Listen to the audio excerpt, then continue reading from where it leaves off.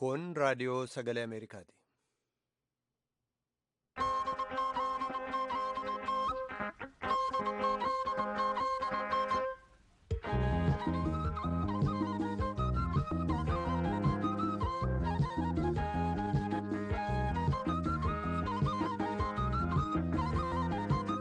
Maataatti galgala keessaa sa'a lamaan walakkaa jalqabee haga sa'a sadiitti meetir baandii 19:25 fi 31 irratti Waashingtan DC irraa kan dabarsu sagantaa afaan Oromoo amma jalqaba.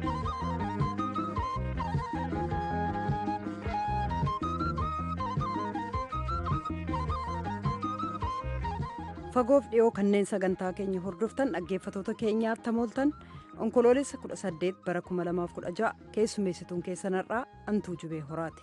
Oduu har'aa faana jaallannee gammadaati. Waliigalteen qilleensa naannoo Paaris keessaa bu'aa argamsiisuutu himamee gabaasa qabnaattam jirtu an jaallannee gammadaati. Haala yeroo Oromiyaa irratti qophiilee qindaa'an gara boodaa dhiyeessina. Hanga xumura sagantaa keenyaatti nu waliin turaa jenna. Amma guutummaa oduuf jaallanne.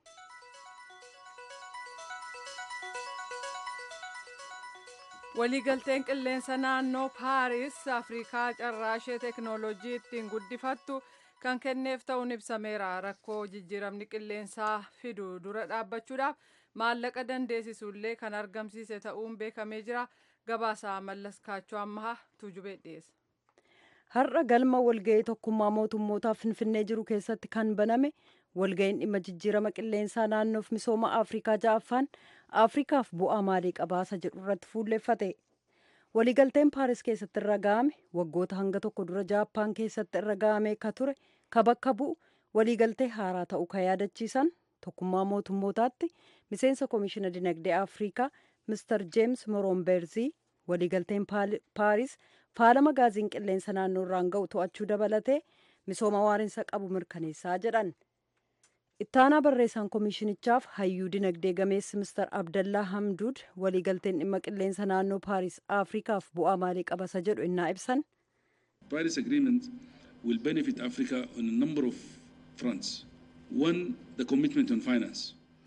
Waliigalteen Paaris Afrikaaf kallattii hedduun fayyada. Inni tokko gama faayinaansiitiin murtiirra ga'ame jijjiirama qilleensaan rakkoolee uumaman dura dhaabbachuuf ka gargaaru waggaa waggaatti doolaara biliyoona 100 Afrikaaf ramadeera. Maallaqi kun guddaadha. Inni kana caalu garuu dhimma teeknooloojiiti. Addunyaan teeknooloojii magariisaa simachuuf qopheedha yoo ta'e gama teeknooloojiin boodatti kan hafne warra Afrikaaf teeknooloojii ammayyaa faana bu'uu dhiifne isa duraan bira darbametti deebi'uu hin qabnu.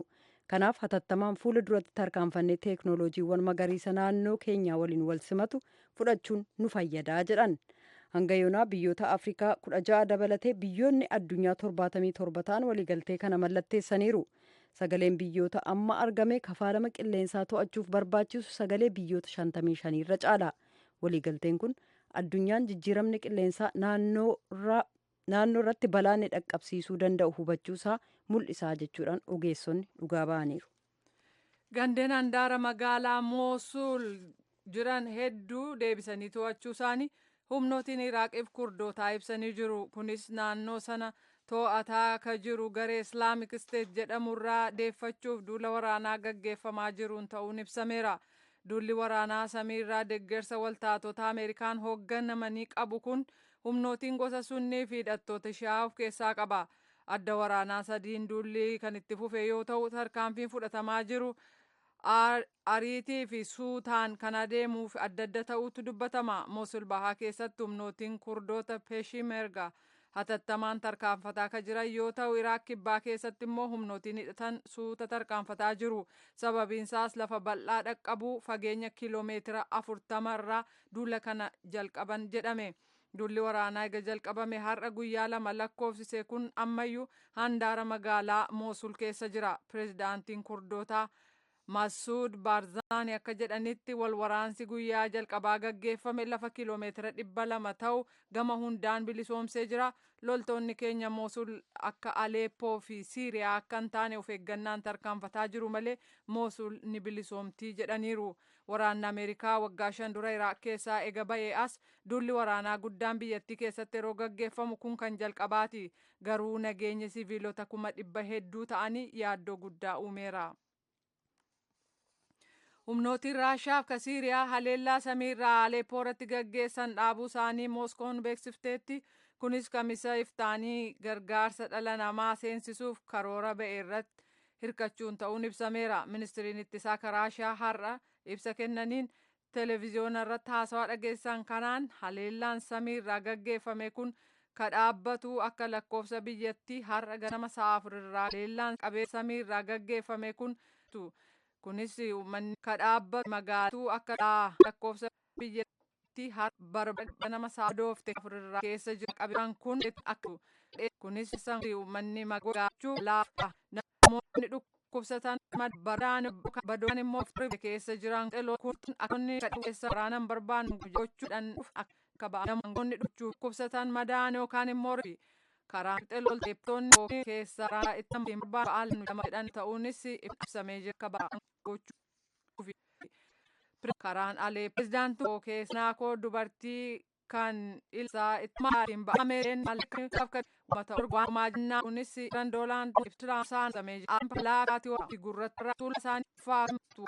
akka inni dubbinaa tirabatu kaguudhaan CNN wal pirezidaantiin nama tummaa sagantaa fi deebii gaggeessu siteen biil abush dorgomaa warra jiran jiraaf falmatiraa jolaan dampigirti tiraam garuu dogogaati warri gorota waamanuun dhiyeessuun fama gaafatanii tura raasaan dubartii maltoota namni fedhi isaanii amsal waan humnaan addaa qonnaa bilinkinni isaa fi waaf gaggeessan adda addaa itti dhaabbate abbatee dubartiraaf jedhamfanii falmaa jirtu wanti isaan televezyiyoonatti falmaniiru irratti dhisumaa dubartoota fedhii isaan gurraan kumarin humpisa uumaan beekuudhaan warnaa mitaabtii jedhame quncunnuun fayyadamtii ilmadhamee raasaa irratti alaa warfi abbaatti dheebbaa mana natu sadakoo jedhama gaariman dubartii dubarratti dubartoota manii kabaru juta usaan viidiyoo bilaalee karakleen malama jedhaman waan naamu bamee dubarsa jedhan ameerota laala ta'aa fi guutii addaa duratti ulfa abbaatu televezyiinii akyoonaa akka dubarratti hodbatee argatanii dubbii godhatame kan nama sadii ilsa keenya gaan leen lahuun waan simnaa namu dhiyeessaan subamee abin laafil buushti gurratti jedhuun gatul ni jetee faa akkasumas Tiraamp akka garuu dogatu ka godhe dogoggorota waamanuun dhiifama nama sagantaa sana gaafatanii na dhiyeessuran na biilni bush isaan jedhan waan ni jiran adda addaa Tiraamp gamni garuu dogoggorota waan adda manuun addaa fama gaafatanii turan dubba namni isaan ta'e dubartoonni asis waan addaa televezyiyoona irratti ni dhiyeessan kun wanta addaan pisaadhaan beedaa dhuftii ta'ee jechuun falmu dubartoonni warraas wanti nama televezyiyoonaarii dubartoota irratti dhabaju keessa uusaan kan beekaa jedhan siraan addaan pisaan beektoonni taatii jedha adda addaa televezyiyoon televezyiyoonarratti haati wayaatira namni dubbata gaariman fedhii keetii dunya barna alattoota kabaju ta'uu isaan beekumnaa jedhan qaban nu dhungatee naa dubaree akkasumas dubartoota gaa'ela adda addaa televezyiyoona keessatti jira dhiyaatanii qunna dubbatam saalaaf toosin fedhii keenyaan jechuudha lahuun himata humnaan jiru qaban dhungatee akkasumas hoogganoon dubartoota gaa'ela keessa biyya jiran Jarmanii, Faransaay, Raashaa, namtii fi Yuukireen alaaf roobii toosis horii jechuudha. Barraan siinqee mataa jiru keessatti wal ga'uudhaan karoora nagaa hoogganoonni Yuukireen gama bahaa keessaa xumursiisu biyya irratti dubbachuuf jiru. Jarmanii maammoo Faransaay, Raashaa fi Yuukireen tummaa Jarmaniin roobii booranii haarii Barliin irraa ibsa keessa baasaniin akka jedhanitti wal ga'u. Chaansiluudhaan Jarmanii Angelaa Merkel karoora nageegaa hokkara Yuukireen gama bahaa kutaa keessaa naaf xumura mirkaneessuuf suuraa tarkaatti dubbachuuf jiru itti fudhata. Dubbatti maanee fudhatamuu qabu. Godina Shawaa Lixaa magaalaa Amboo naannaa Awwaarotti har'a ganama Jiraattonniif barattoonni sadarkaa lammaffaa mormii kaasuu isaanii, sababaa kanaan immoo barattoonni hedduun reebamuuf qabamuu isaanii dubbatu jiraattonni magaalattii.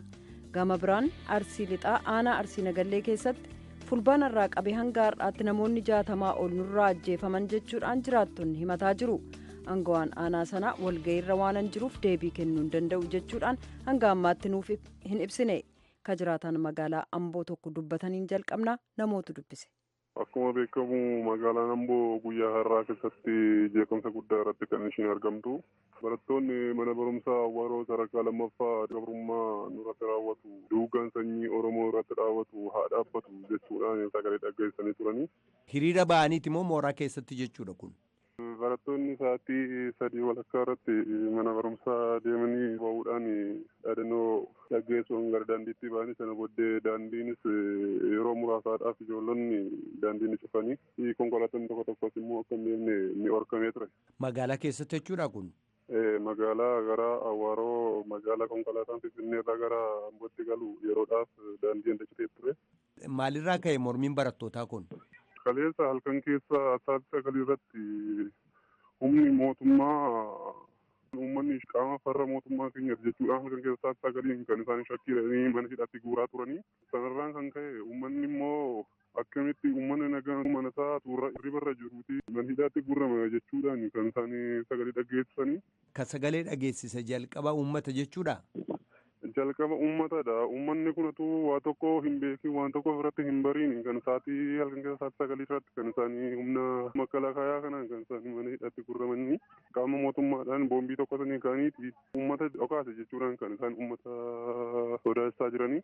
Boombiin halkan dabre dhuka'ee ture jechuudha? Boombiin halkan 8-9 irratti dhoka'ee ture jedhanii qaama mootummaa kanadha uummata shoror keessaa gochuudhaaf kan isaanii dhokaasan jedhanii. Kanumarraa kan ka'e immoo naannoo Awwaaroo irratti uummata mana hidhaatti halkan keessa sa'aatii 9 toora fiidirraa kaasanii kan isaanii mana hidhaatti kan isaanii guuraa turanii.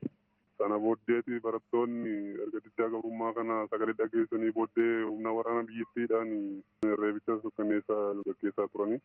Barattoota kana reebaa turan jechuudha?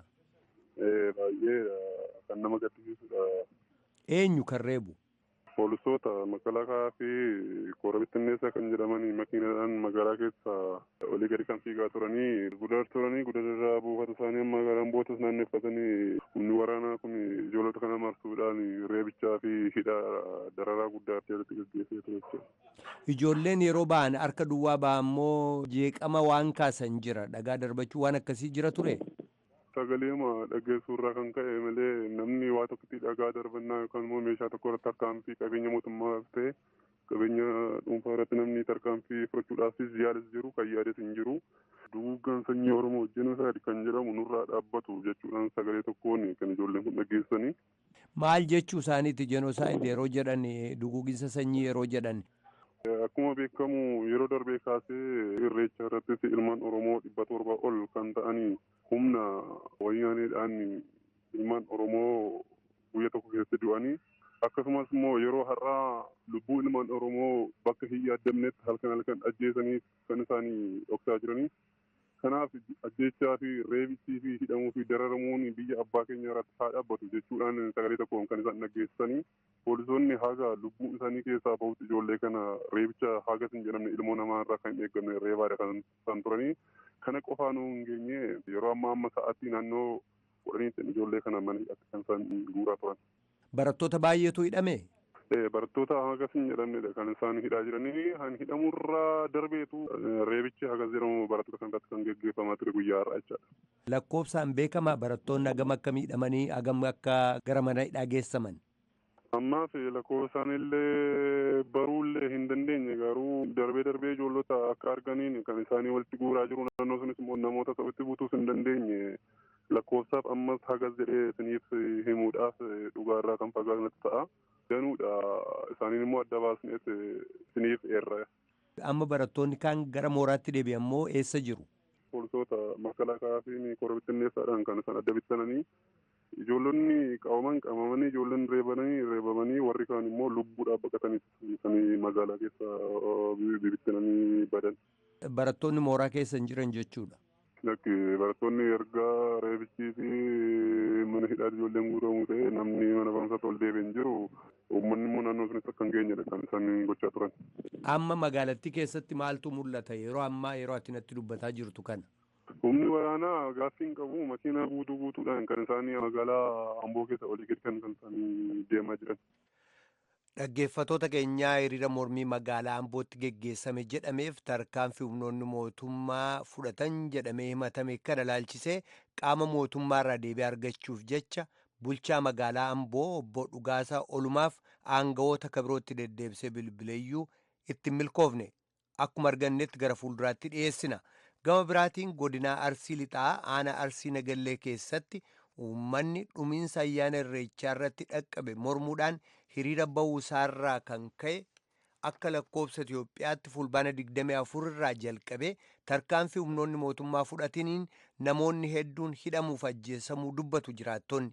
Jiraataan sodaa nageenya isaaniitiif akka maqaan isaanii hin himamne gaafatan akkana jedhu.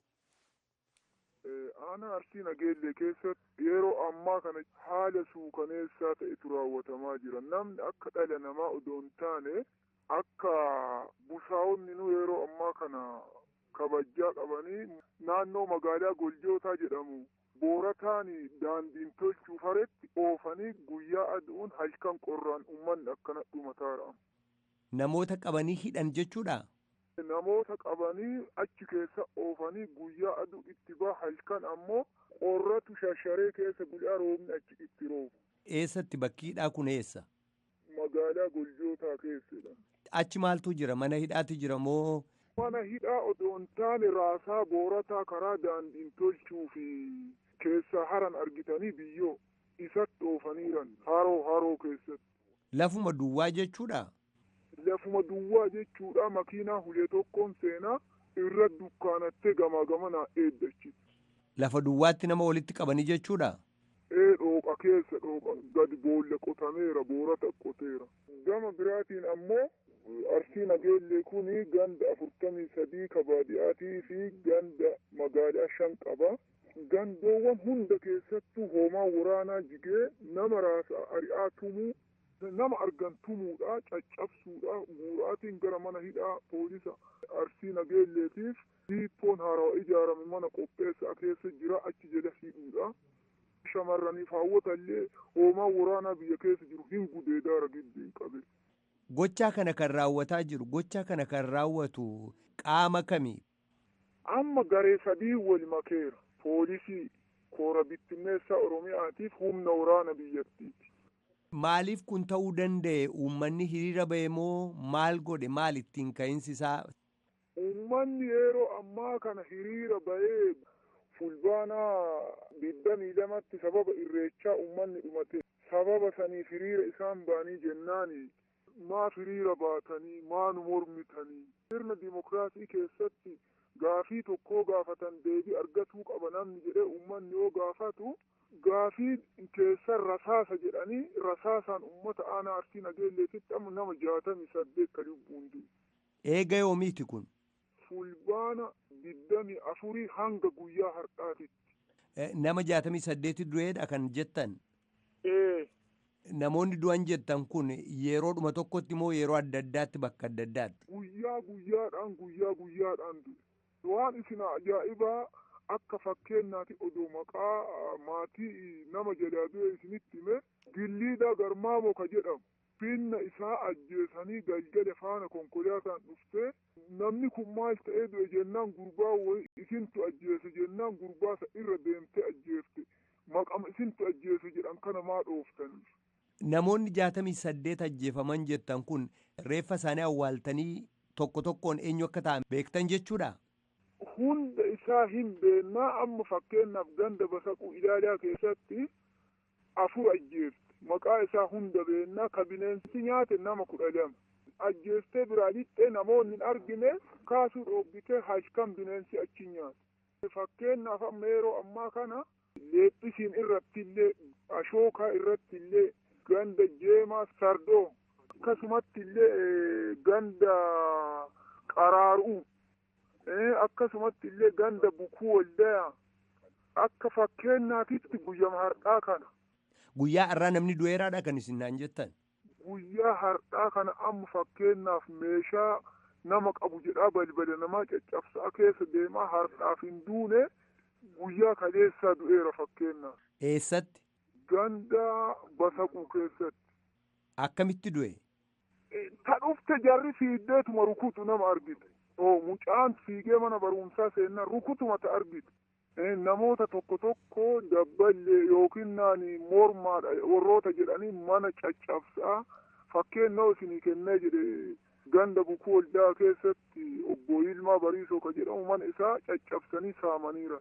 Basaquun keessatti ammoo obbo Gabii Elemoo ka jedhamu mana isaa caccabsanii saamaniiran. Ganda Shophaa keessatti Nuuraa Xifilee ka jedhamullee caccabsanii mana isaa saamaniiran. Yeroo ammaa miidiyaan adda addaa biyyattii keessatti darbuu hin danda'u fakkeenyaaf OMN fi VOA fakkeenyaaf OMN DOD qabu gamee jirullee saamaa jira irraa guura qabullee saamaa jira irraa guura.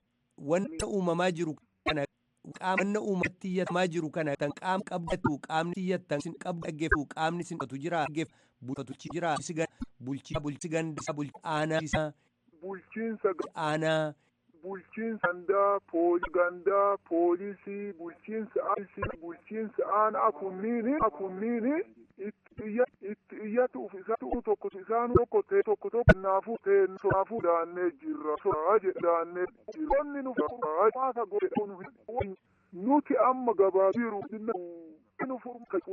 jechuu barbaadu inni raawwanne nu dandeenyu hin jiru jedhamu. Miidiyaan dhugaa nu olii nu addunyaaf dhalabiyyuu mirga namaatiif akka nu dhiirummaa seedhanni beeyoonni dubbanne namni dhukuudhaaf nu kenna ko'aa seenaa jiru jedhamu furmaata akka kanaaf kan nu kennu. Maal jettanii yaaddu jiraat malli taasisa kabira maal gootu humnoonni nuti mootummaa akka jechuu barbaannu guddoota yookaan jaarsolii biyyaa gowwaan qoomsuuf sodaachisuudhaan kana akka mollee fidaa wayya jettee kennan gochaa addummaa gochaa jiru malli ni masa maal gootu tan.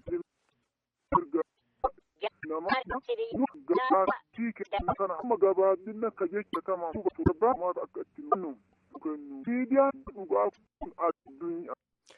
Jiraataan kabiranii humnoonni mootummaa guddoota yookaan jaarsolii biyyaa qoomsuuf sodaachisuudhaan akka ijoollee fidanii itti kennan gochaa jiraatu jechuun kabiranii tan immoo humnoonni mootummaa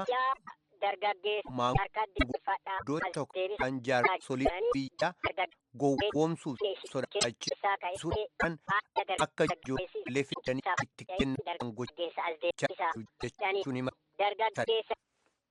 Kun jaarsi biyyaa hojii jedhee gargaar qabee geejjiboo jaarsi harkaa deebisee jeeffadhu agartee gisaa fudhattee gargaatee geejjibee haali keessan taa'e hidhee haala dargaggeesseetti isin keessa haala hin taaneen dargaggeessa as deemtu faata jedhaniin dargaggoon geeraan isa kira. Naannootti ani dargaggeessee kana qabee yoo beekaa jiruuf dhiyeessee jedhu